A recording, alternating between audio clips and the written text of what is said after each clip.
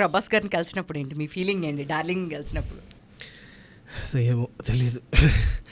అది తెలీదు. అది నేను ఇప్పుడు వణుకుతున్నా ఆయన్ని కలవాలంటే ఎలా ఉంటుందని. అయ్యో, ఇది ఫస్ట్ టైం మీట్ అయ్యారు కదా ఆల్రెడీ? సలార్ సెట్స్లో మీట్ అయ్యాను.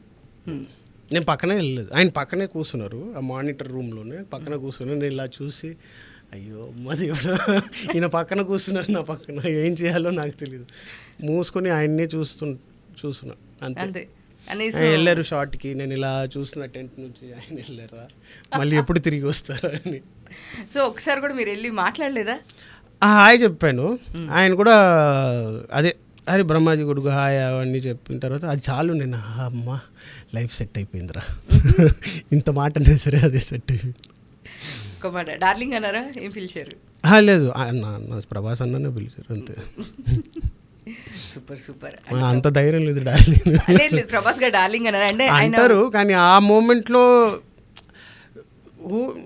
మీరు ఆయన్ని ఒక రేంజ్లో ఊహించుకుని అంత పెద్ద ఫ్యాన్ ఆయన సడన్గా పక్కన ఉంటే ఇవన్నీ రావు థాట్స్. డార్లింగ్ పిలవాలి, ఏం పిలవాలి, అన్నాన్ని అయిపోయింది.